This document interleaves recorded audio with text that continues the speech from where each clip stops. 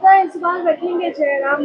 देखिए मानसून यानी बारिश, तो जब हम बारिश को याद करते हैं तो कृषि को याद करते हैं, किसानों को याद करते हैं। और भारत देश, झारखंड प्रदेश किसानों का देश है। तो निसंदेह मैंने कल सर्वदलीय बैठक में सुझाया भी था कि अगर समय मिले तो माननीय अध्यक्ष महोदय अपने विशेषाधिकार का प्रयोग करते हुए 2 घंटा कम से कम एड ऑन कीजिए समय में, और कृषि पे चर्चा कीजिए, किसानों की स्थिति पे चर्चा की जाए। इस बार अतिवृष्टि जी, अगर आप धान की दृष्टि से देखें तो धान इस बार ठीक ठाक होगा। चूंकि धान के लिए इस बार हमें लगता है कि तमाम जो इससे पहले बाद खेत जिसे कहते हैं हम लोग, वो पड़ती रहता था, लेकिन इस बार जिस प्रकार बारिश हुई है, इस बार बहियार, कनारी या हीर के अलावा बाद में भी धान अच्छा होगा। लेकिन उसके बाद एक प्रभाव ये भी पड़ा है कि आपका मक्का तथा इत्यादि जो बाकी फसल होते हैं उनका नुकसान हुआ है। तो इस पर मैंने कल भी सुझाव दिया था माननीय अध्यक्ष महोदय थे, मुख्यमंत्री महोदय को, कि 2 घंटा कम से कम मानसून सत्र को कृषि सत्र का नाम दिया जाए और 2 घंटा किसानों पर विशेष चर्चा की जाए। उसके बाद प्रवासी पे चर्चा होगी। विस्थापन आज बहुत बड़ा मुद्दा हो चुका है। रिम्स 2 के नाम पे आप देख रहे हैं रोज जो तनावपूर्ण माहौल तैयार हो रहा है इस राज्य में, तो उन सब चीजों पे चर्चा होना अति आवश्यक है।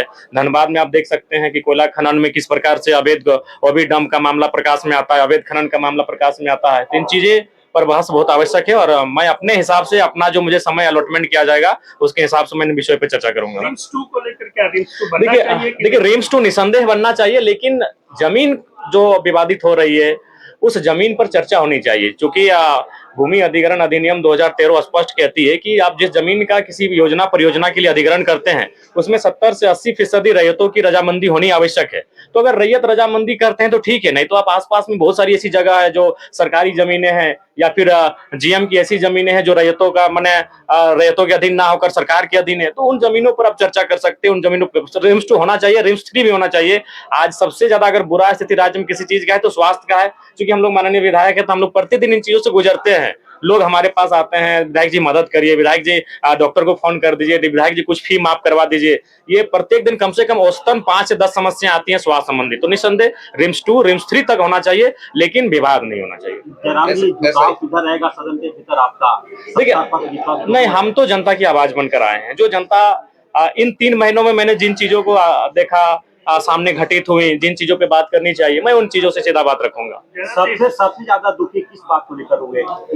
विस्थापन। क्योंकि विस्थापन एक ऐसा चीज है कि जमीन हमारी है, ना उसका मुआवजा मिला है, ना अधिग्रहण किया गया है, ना नियोजन मिला है, और जबरन उस पर कार्य किया जा रहा है, जबरन उस पर खनन किया जा रहा है, जबरन उस पर ओबी डंप किया जा रहा है। बागमारा में जिस तरीके से चाल धसने से हादसा हुआ, आए दिन ऐसे देखिए बागमारा में ये बागमारा, झरिया, धनबाद या फिर कोयलांचल की जो सीमा है उसमें ये नया नहीं है। इसका कारण है कि अवैध माइनिंग।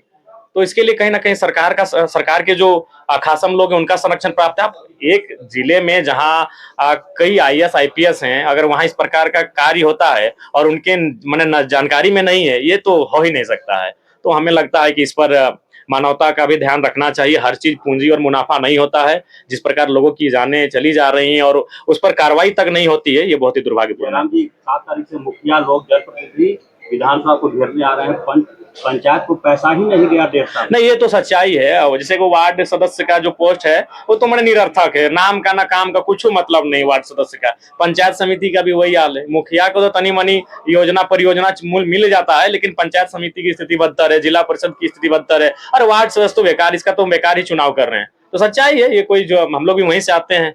तो निसंदेह उनकी जो मांगे हैं, उनका जो अधिकार क्षेत्र में आता है वो सरकार को देना चाहिए। धन्यवाद।